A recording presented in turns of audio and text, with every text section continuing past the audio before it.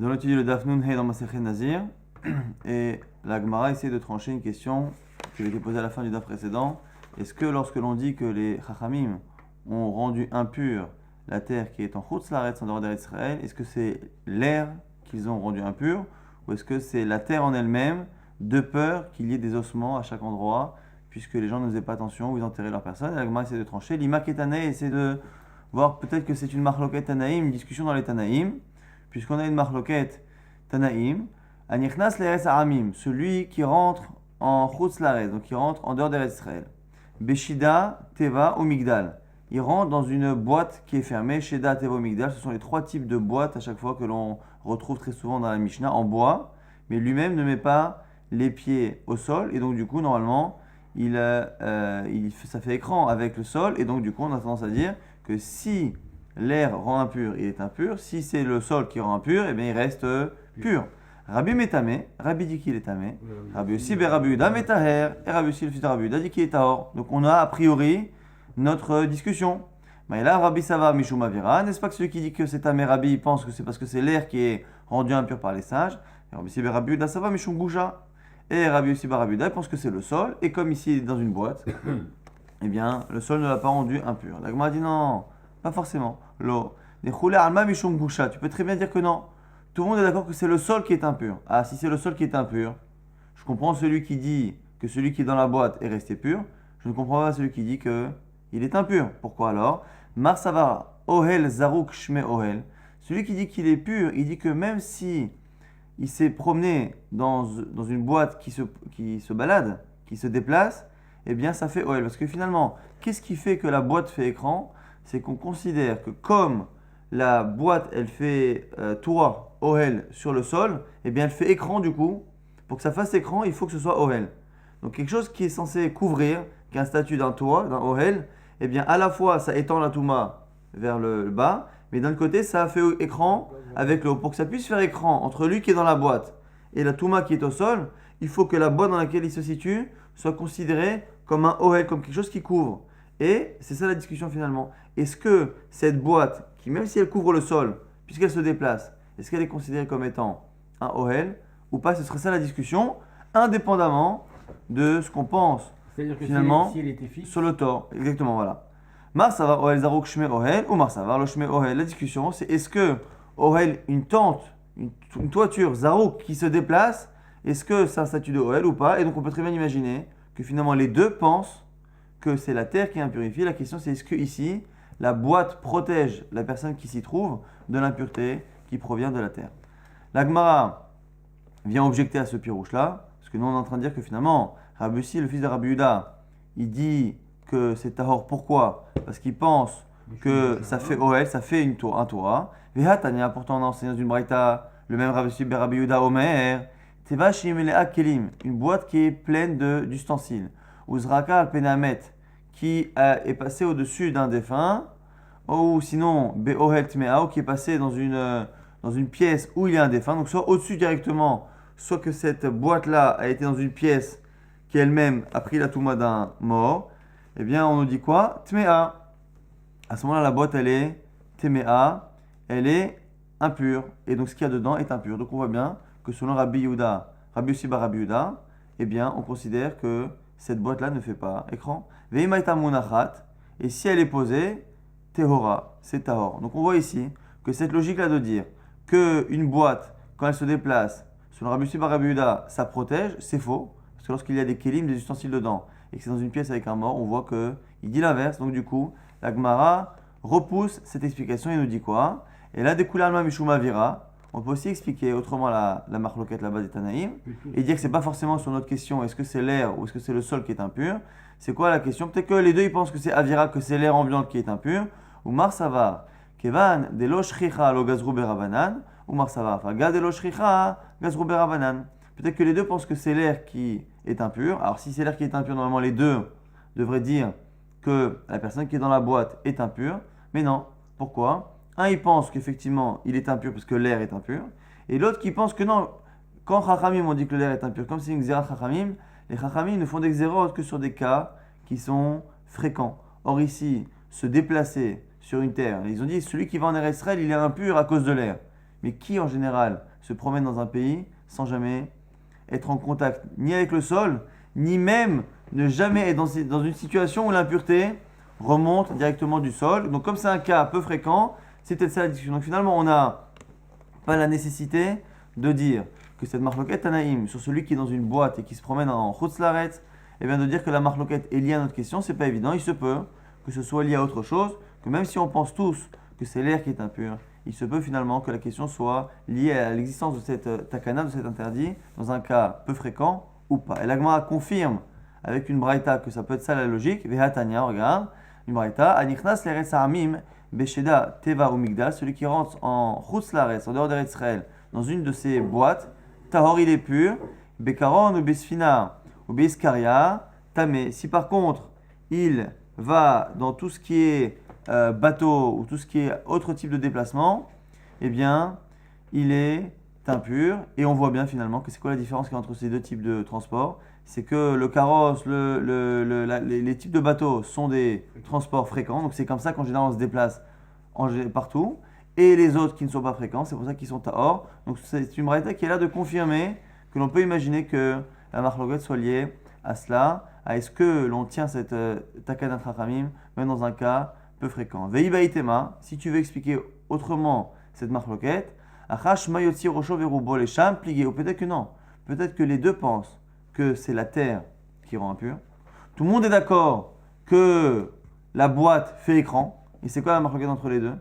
C'est ce que l'on craint que la personne qui est dedans et qui est protégée finalement de la touma du sol par la boîte dans laquelle il se trouve, est-ce que l'on craint qu'il sorte la tête de l'endroit dans lequel il se trouve? S'il sort la tête de l'endroit, il se retrouve à avoir sa tête qui est directement au-dessus du sol et donc qui prendrait l'impureté. Ce serait peut-être ça la marloquette. Et la Gemara confirme avec une braïta que cette logique existe, cette distinction existe. Ve'atanya, Rabbi Yossi ben Rabbi Yehuda Omer, qu'au nom de Rabbi Yossi ben Rabbi Yehuda on dit Anichnas l'Eretz Ha'amim b'shitat tevo migdal tahor ad sheyotzi lesham rosho urubo. On a dit que quand il a dit que c'était tahor, celui qui est dans une boîte, c'est tant qu'il n'a pas sorti la tête ou la majorité de son corps de la boîte. Donc finalement, on nous montre que cette marloquette Rabbi Yossi et Rabbanan et Rabbi n'est pas forcément liée à notre question. Nous on avait une question, est-ce que c'est le sol qui est impur par les Chachamim ou est-ce que c'est l'air qui a été rendu impur par les Chachamim? On voit finalement que la discussion entre Rabbi et Rabbi Yossi sur quelqu'un qui est rentré en Chutz Laaretz dans une boîte, est-ce qu'il est impur ou pas? On dit que finalement, elle peut à la fois être justement le sujet de cette marloquette, est-ce que c'est le sol ou est-ce que c'est la terre? Mais on peut aussi expliquer cette marloquette comme étant dans un cas où on pense que c'est le sol qui est impur ou que c'est l'air qui est impur, en sachant que ça va être lié au fait qu'est-ce qu'on craint que la personne sorte la tête ou est-ce que l'on a tendance à dire que les Chachamim font une xéra dans un cas fréquent ou pas. Ça, c'était la fin de notre sujet d'hier. Et on reprend la suite de la Mishnah qui disait que celui qui a été rendu impur, eh bien, au matril ou monémi, on a dit que si c'est rendu impur, mais qu'il n'a pas eu une impureté qui nécessite qu'il se rase la tête, qu'il apporte des corbanotes de nazir, ainsi de suite, eh bien non, il attend de se purifier. Il reçoit les aspersions de Mechatat pour se purifier. Et tout de suite, le 7e jour, il compte. Là-dessus, nous dit Rapriza, Amar Rapriza, Lo shanu la benezirut mo'aitet. Tout cela ne parle que d'une ce qu'on appelle nezirut mo'aitet, une nezirut minimale. C'est quoi la nezirut minimale? C'est 30 jours.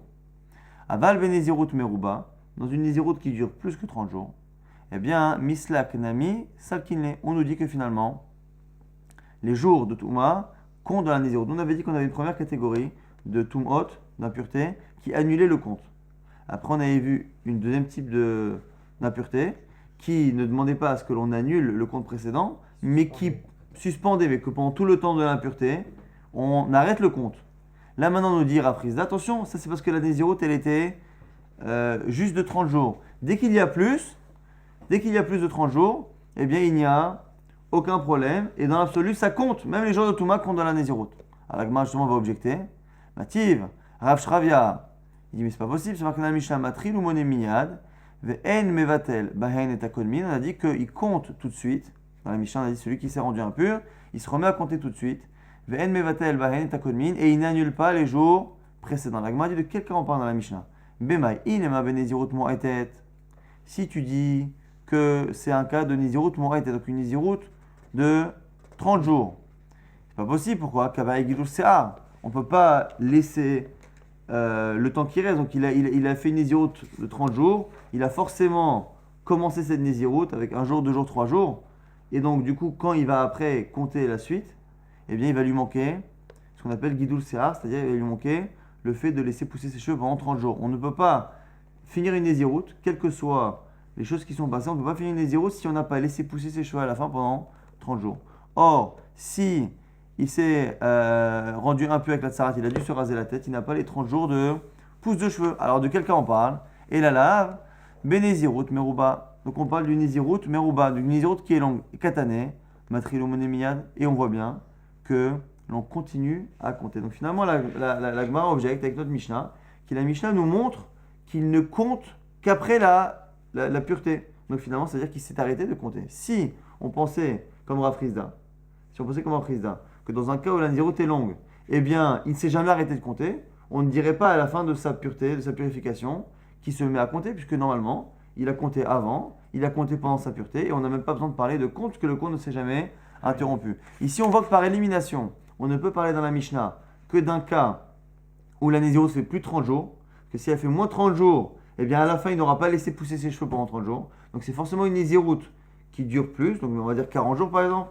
10 premiers jours, il a commencé, après il a eu son impureté, et il lui reste 30 jours à la fin. Il dure 40 jours, et ça s'est passé le 30e jour. Alors non, il faut parler d'un cas où il reste 30 jours après. Voilà. Donc mais pour qu'il reste 30 jours après, c'est forcément une Nézirut qui dure plus que 30 jours. Oui. Et donc, dans ce cas-là, Rav Frizda dirait que le compte ne s'est jamais arrêté. Expliquons pourquoi dans la Mishnah on dit au Matrilo Monémiad qu'à la fin de sa purification, il compte, sous-entendu que pendant les jours d'impureté, il n'a pas compté. Du coup, il dit ça, la Gemara nous dit qu'il apporte la question et lui-même donne la réponse. Hum motive la, ve'um farek la. Il apporte l'objection et il répond. Benezirut batramishim yom, diativ esrin, vetielida betsarat. On parle d'un cas où il a fait une Nézirut de 50 jours. Une Nézirut de 50 jours. Et il a commencé pendant 20 jours. Au bout de 20 jours, il a sa tsaraat, il a donc cette lèpre qui lui vient. Mais galéar tsaraato, à ce moment-là, il se rase par rapport à cette tsaraat. Ve'adayativ tlatinyomin des nazir. Et après, il lui reste 30 jours de Nézirut.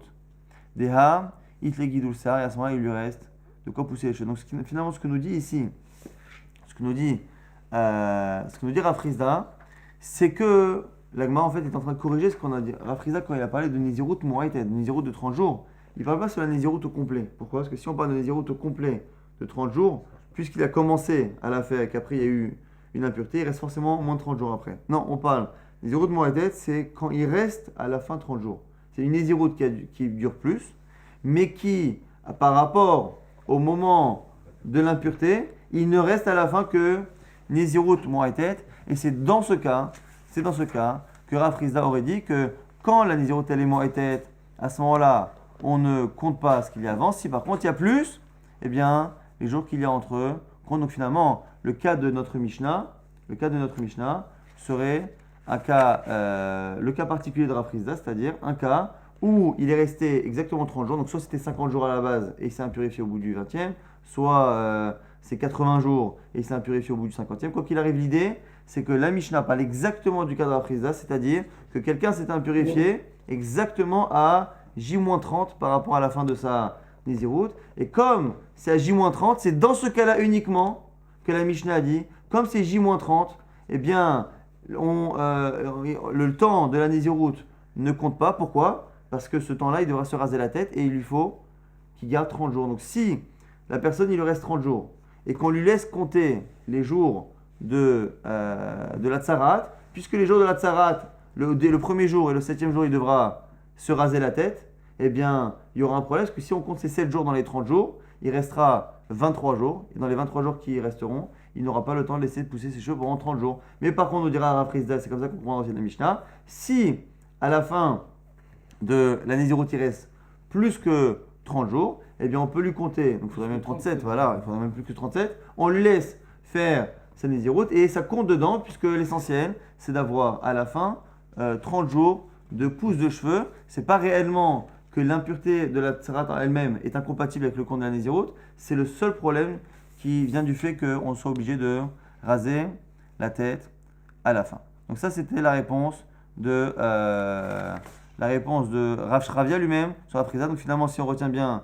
la halakha, c'est que selon Rav Frizda, tant qu'il reste exactement 30 jours, c'est que dans ce cas-là que le temps de la Nézirut ne compte pas à cause du fait qu'à la fin de ces jours, on se rase la tête. Si par contre il reste de quoi faire en sorte que même à la fin de la pureté de la Nézirut, eh bien, il reste encore 30 jours de pouce en fonction du temps de la Nézirut et du moment où elle a été interrompue par cette tsarat, eh bien, à ce moment-là, ça fonctionne.